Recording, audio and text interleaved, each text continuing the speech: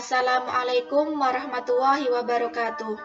Perkenalkan, nama saya Bibit Musdalifah dengan nomor NIM 20103100021.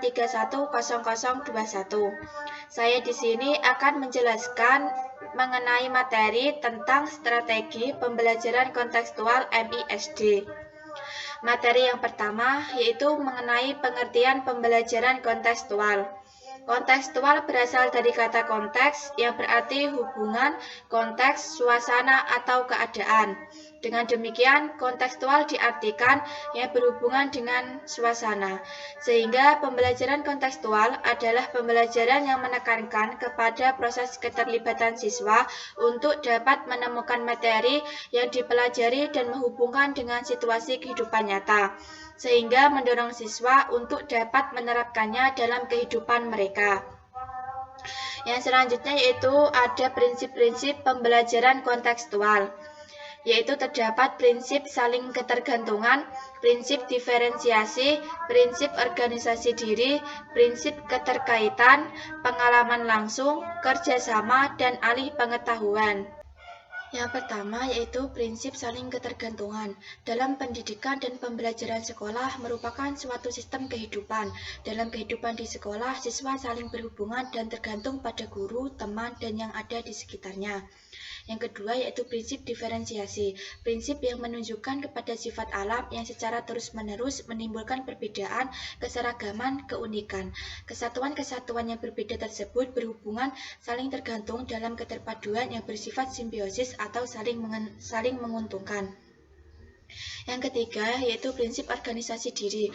Prinsip organisasi diri menurut para pendidik dan para pengajar di sekolah agar mendorong tiap siswanya untuk memahami dan menerapkan semua potensi yang dimilikinya seoptimal mungkin. Yang keempat, prinsip keterkaitan. Sebuah prinsip pembelajaran yang ada keterkaitan dengan bekal pengetahuan yang telah ada pada diri siswa, yaitu diantaranya bekal pengetahuan, keterampilan, minat, bakat, dikaitkan dengan faktor eksternal seperti media dan pembelajaran oleh guru dan lingkungan luar. Yang kelima, pengalaman langsung. Dalam proses pembelajaran, siswa perlu mendapatkan pengalaman langsung melalui kegiatan eksplorasi atau penjelajahan atau pencarian.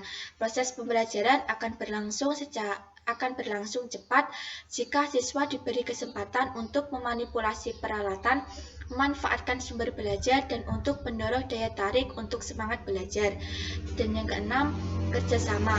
Kerjasama dalam konteks saling tukar pikiran antar siswa, mengajukan dan menjawab pertanyaan dari siswa sendiri maupun dari guru, komunikasi antar sesama siswa, memecahkan masalah, dan mengerjakan tugas bersama merupakan strategi pembelajaran pokok dalam pembelajaran kontekstual.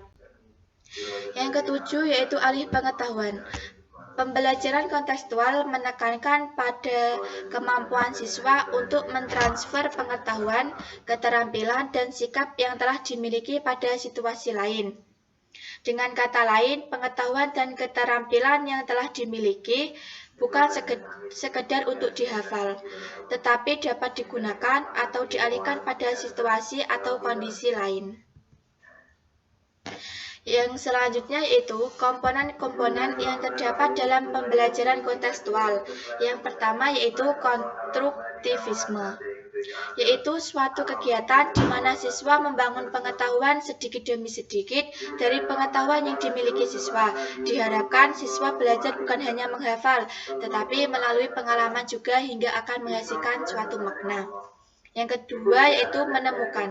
Proses pembelajaran yang didasarkan pada pencarian dan penemuan melalui proses berpikir secara sistematis. Yang ketiga yaitu bertanya.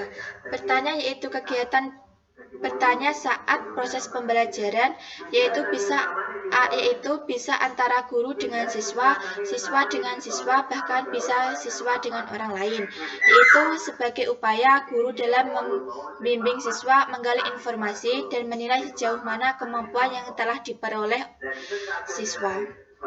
Yang keempat yaitu masyarakat belajar. Masyarakat belajar yaitu suatu kegiatan di mana siswa memperoleh hasil belajar dari hasil belajar bekerja sama atau tukar pikiran dan pendapat dengan orang lain. Yang kelima yaitu permodelan. Permodelan adalah proses pembelajaran dengan memperagakan sesuatu sebagai contoh yang dapat ditiru oleh siswa. Yang keenam yaitu refleksi. Refleksi yaitu berpikir kembali tentang apa yang telah dilakukan dan apa yang diperoleh siswa dalam kegiatan pembelajaran. Yang ketujuh yaitu penilaian otentik. Proses pengumpulan informasi oleh guru tentang perkembangan dan pencapaian pembelajaran yang dilakukan anak didik melalui berbagai teknik yang mampu digunakan membuktikan atau menunjukkan secara tepat bahwa tujuan pembelajaran dan kemampuan telah benar-benar dikuasai dan dicapai oleh siswa. Yang terakhir yaitu langkah-langkah yang harus ditempuh dalam pembelajaran kontekstual.